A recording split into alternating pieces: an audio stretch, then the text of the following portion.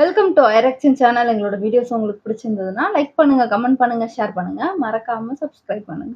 Okay. இப்ப என்ன video பார்க்க போறோம்னா, தம்பி போமா அவங்க சேனல் தான் பார்க்க போறோம். எம்.எஸ். தோனி ரிப்ளை டூ இன்டர்வியூவர்னு ஒரு வீடியோ விட்டுருக்காங்க. அந்த வீடியோ தான் பார்க்க போறோம். பார்க்கலாமா?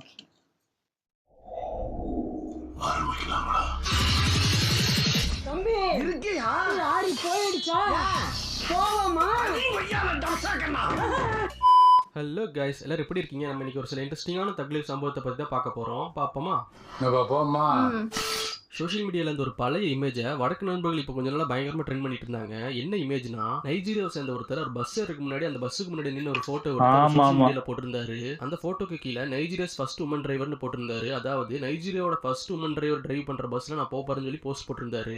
இதுல என்னடா இருக்கு இந்த போட்டோ ட்ரெண்ட் பண்றதுக்கு நீங்க யோசிக்கலாம். அந்த நைஜீரியா மேன் இதோட நிறுத்தல, இதுக்கப்புறம் ஒரு போட்டோ போட்டிருந்தாரு. அந்த போட்டோ வச்சு அந்த போட்டோ பயங்கரமா ட்ரெண்ட் ஆயிருச்சு. என்ன போட்டோனா, நைஜீரியாவோட ஃபர்ஸ்ட் உமன் டிரைவரோட ஃபர்ஸ்ட் டே ரிசல்ட் இதான் சொல்லி போட்டிருந்தாரு. ரெண்டு போட்டோவையும் கம்பேர் பண்ணி அந்த போட்டோ நீங்களே பாருங்க. இது ஃபர்ஸ்ட் போட்டோ. ஓஹோ, இது பார்த்திருக்கேன். ஐயோ கவுத்து விட்டான்.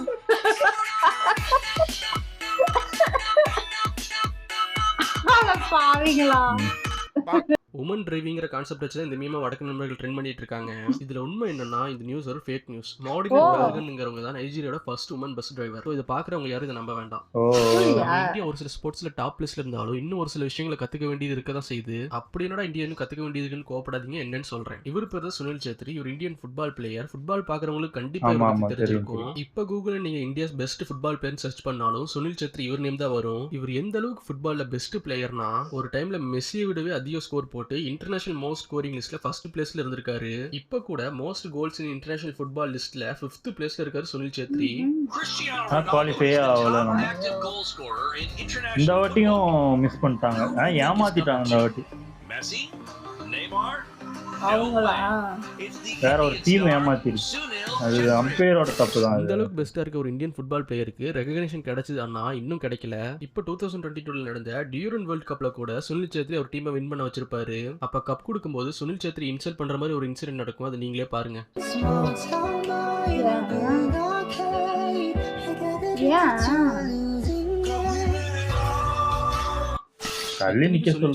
இந்தியாவோட ஃபுட்பால் டீம் கேப்டனே. இதை நம்ம ஆஸ்திரேலியா கிட்ட இருந்தா கத்துக்கணும் போல. 2006 சாம்பியன் டிராஃபிக்கு இந்தியா ஆஸ்திரேலியா வின் பண்ணிடுவாங்க. ஒரு தழுதலிடுவாங்க. கொடுக்கும்போது எப்படி பாருங்க. ஒரு மறைக்கிறாருன்னா அவர் தள்ளுறாரு. அவர் ஃபேஸ் தெரியணுங்காக தள்ளி விடுறாரு. விளையாண்டது அவங்கதான் நிக்கணும். இது தேவை கொடுத்தாங்க கிளம்பி. அவங்க கஷ்டப்பட்டு விளையாண்டு ஜெயிக்கிறாங்க. அவங்களே போட்டால் வேணா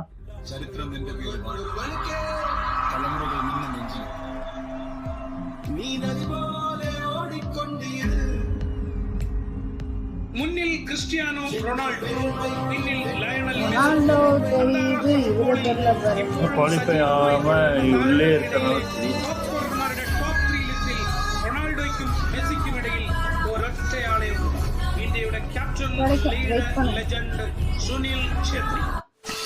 கேமிங் இண்டஸ்ட்ரி வருஷம் பயங்கரமா டெவலப் ஆயிட்டு இருக்குது. அதுவும் 2016 அப்புறம் பல மடங்கு வேகமா டெவலப் ஆயிட்டு இருக்குது. இந்தியால கூட ஜியோ வந்ததுக்கு அப்புறம் யூடியூப்னால கேமிங் இண்டஸ்ட்ரி பயங்கரமா டெவலப் ஆயிருச்சு. இந்த 6-7 வருஷத்துல கேமிங் இண்டஸ்ட்ரி எந்த அளவுக்கு டெவலப் ஆயிருக்குன்னா, அமெரிக்கால ஃபேமிலி ஃபியூட்னு ஒரு ஃபேமஸான கேம் ஷோ நடந்துட்டு இருக்குது. இந்த ஷோ எல்லா கண்ட்ரிலுமே ஃபேமஸ். நீங்களும் யூடியூப்ல பாத்துருக்க வாய்ப்பு இருக்கு. இந்த ஷோ ஸ்டீவ் ஹார்மிங்கிற ஒரு ஃபேமஸான செலிபிரிட்டி தான் நடத்திட்டு வராரு. இந்த ஷோனால தான் ஒரு ஃபேமஸ் ஆனது. இந்த 6-7 வருஷத்துல கேமிங் இண்டஸ்ட்ரி எந்த அளவுக்கு டெவலப் ஆயிருக்குங்கிறதுக்கு ஒரு எக்ஸாம்பிள் தான் பார்க்க போறோம். 2015 அப்ப இந்த ஷோக்கு நிஞ்சா போயிருப்பாரு. அப்ப ஸ்டீவ் நிஞ்சா கிட்ட நீங்க என்ன பண்றீங்கன்னு கேட்பாரு. அதுக்கு நிஞ்சா நான் ப்ரொஃபஷனல் வீடியோ கேம் பிளேயர்னு சொல்லுவாரு. அப்ப ஸ்டீவ் கன்ஃபியூஸ் ஆகி கேமர் ஒரு ப்ரொஃபஷனல்ங்கிற மாதிரி பாப்பாரு. ஆனா இதே 4 வருஷம் கழிச்சு 2019 அப்ப திரும்பவும் நிஞ்சா அந்த ஷோக்கு வந்திருப்பாரு. அப்ப ஸ்டீவ் நிஞ்சாவை பார்த்ததும் எப்படி ரியாக்ட் பண்ணாரு நீங்களே பாருங்க. What do you do?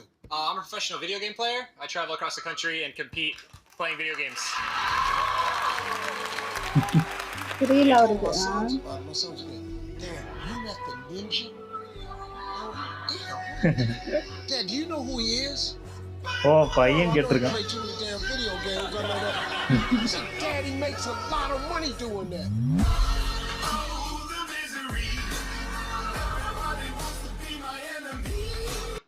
தல தோனி தக்லீஃபா ரிப்ளை பண்ணி நம்ம சேனல்ல நிறைய வீடியோஸ் பார்த்திருக்கோம். ஆனா இப்போ நம்ம பார்க்க போற தக்லீஃபை நீங்க எதிர்பார்த்திருக்கவே மாட்டீங்க. இதை தோனி தான் பண்ணாருங்கிறத. ஒரு இன்டர்வியூல தோனி கிட்ட நீங்க லைஃப்லயே வாங்கின ப்ரீஷியஸான கிஃப்ட் என்னன்னு கேட்பாங்க.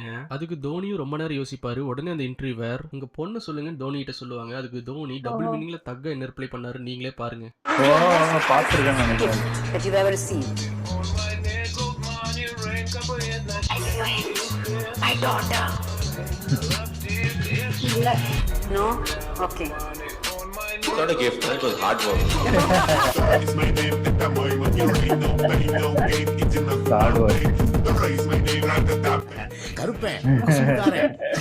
தூம் 4 எடுக்கிற மாதிரி எந்த ஒரு அறிகுறியுமே இல்ல. ஆனா தூம் 4ஓட ஒரு லீக்டு ஃபுட்டேஜ் வந்திருக்குது. அது நீங்களே பாருங்க. யாரோ கவுத்துட்டாங்களா? ஆஹா புரிஞ்சுட்டு போயிட்டான்பா. எவ்வளவு ஸ்பீடா ஸ்டாண்டிங்ல திரும்பி எடுத்துட்டு போலாம். அடப்பா ஐயோ பாவம். அப்பா போன் ஓகே செம கஷ்டப்படுறானுங்க. வேற கண்ட்ரில இருக்கவங்களுக்கு இந்தியான்னு சொன்னது என்ன ஞாபகம் வருமோ இல்லையோ இப்ப நல்லா ஸ்கேமர்ஸ் ஞாபகத்துக்கு வருவாங்க. ஏன்னா வடக்கு நண்பர்கள் அந்த அளவுக்கு இந்தியாவோட நேம் வேற லெவலுக்கு கொண்டு போயிட்டு இருக்காங்க.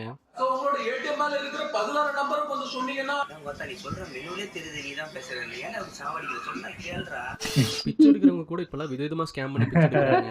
இதெல்லாம் மனுஷனோட இயல்புன்னு சொல்லி விட்டலான்னு பார்த்தா இப்ப இந்தியால இருக்க டாக் கூட ஸ்கேம் பண்ணுது. எப்படி நீங்களே பாருங்க. ஓ என்னது கால் உடைஞ்ச மாதிரி பண்ணுதா?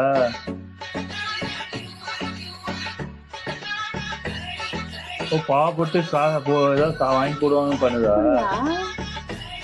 நீ வாங்கிட்டு போய் ஓடுதுப்பா. இப்படிதான் போட்டா பண்ணாதான் சோறு போடுவீங்கன்னு தெரிஞ்சு தெரிஞ்சிருக்கு போல இருக்கு. இப்ப இது அடிபட்டது பண்ணிருக்கோம்.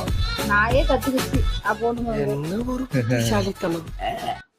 டெஸ்ட் மேட்ச்ல பவுலிங் டீமுக்கு விக்கெட்டுங்கிறது ரொம்ப முக்கியமான விஷயம். அதுல தோனி பண்ண ஒரு இன்ட்ரெஸ்டிங்கான சம்பவத்தை தான் பார்க்க போறோம். 2011 India vs England test match விறுவிறுப்பா போயிட்டு இருக்கும்போது 254 ரன் அடிச்சிருக்கப்ப மார்கன் அடிச்ச ஒரு பால் வேகமா பவுண்டரி லைனுக்கு போயிடும். அங்க இருந்தவங்க எல்லாருமே அது 4 நினைப்பாங்க. ஏன் அம்பையர் கூட அதை 4 தான் நினைச்சிட்டு இருப்பாங்க. இந்தியன் பிளேயர்ஸ் கூட அதை 4 தான் நினைப்பாங்க. அதை 4 நினைச்சு இங்கிலாந்து பிளேயர் மார்கனும் லேண்ட்பிலும் மெதுவா ஓட ஆரம்பிச்சிருவாங்க. இந்த டைம்ல இந்தியன் பிளேயர் ஸ்டெம்பிங் பண்ணிருப்பாங்க. Run out. ஆனா கடைசியில கேமரால பார்த்தா அது 4 போயிருக்காது. எட்ஜ்ல போய் கரெக்ட்டா நின்றுக்கும். உடனே அம்பையர்ஸ் லேண்ட் பில்ல ரன் அவுட்னு சொல்லிடுவாங்க. இத பார்த்து இங்கிலாந்து ஃபேன்ஸ் 4 நினைச்சு நின்னுட்டாங்க. இந்தியன் டீமுக்கு எதிராக கத்த ஆரம்பிச்சிருவாங்க. வித்தியாசமா சவுண்ட் கொடுத்து இந்தியன் டீமை கலாய்ச்சிட்டு இருப்பாங்க இங்கிலாந்து ஃபேன்ஸ். பூ பண்றாங்க. இந்த டைம்ல ஒரு பிரேக் வந்துரும். சோ எல்லா பிளேயர்ஸும் பிரேக்குக்கு போயிடுவாங்க. பிரேக் முடிஞ்சு எல்லா பிளேயர்ஸும் ரிட்டர்ன் வரும்போதும் இந்தியன் பிளேயர்ஸுக்கு எதிராக இங்கிலாந்து ஃபேன்ஸ் சவுண்ட் விட்டு கத்திட்டு இருப்பாங்க.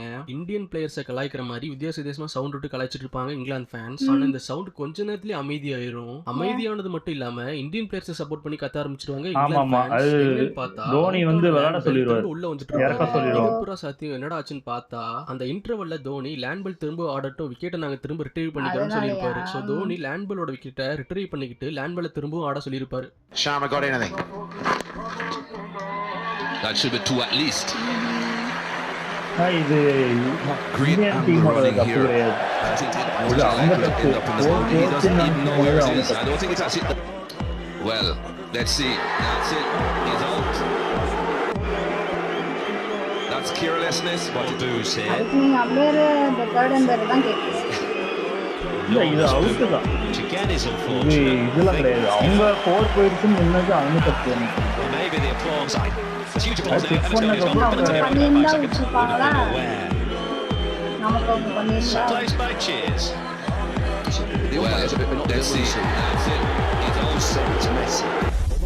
சொல்ல தாங்க முடியல. வாய முருங்கன்னே பண்ணாம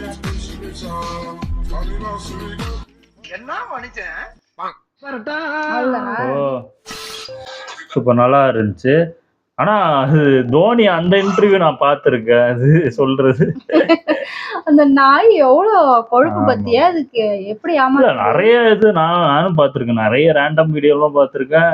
ஒருத்தர் அவரோட ஓனர் வந்து காலில் அடிபட்டு நொண்டிட்டு இருப்பாரு. அது நக்கல் பண்ண ஒரு நாய். அவங்க வீட்டுல இருக்க நாயே நொண்டும் வர மாதிரி. இல்ல மனுஷங்கதான் ஏமாத்துறாங்கன்னா நாய்ங்களும் ஏன்னா வேற வழி இல்ல. இப்படி பண்ணாதான் சோறு போடுவாங்கன்னு அது தெரிஞ்சிருக்கு. எப்படியோ தெரிஞ்சிருக்கு. எப்பவாவது காலில் அடிபட்டு நொண்டி இது பண்ணியிருக்கோம். பாவப்பட்டு போட்டிருப்பாங்க போல இருக்கு. சரி இப்படி பண்ணா குடுக்குறாங்க போல இருக்குன்னு அது ஃபாலோ பண்ண ஆரம்பிச்சிருச்சு. ஆமா. அந்த டிரைவர் இத அவரு போட்டது அது எல்லாரும் நம்பியிருப்பாங்க. நானே நம்பிட்டேன். அது அதுக்கு போடல.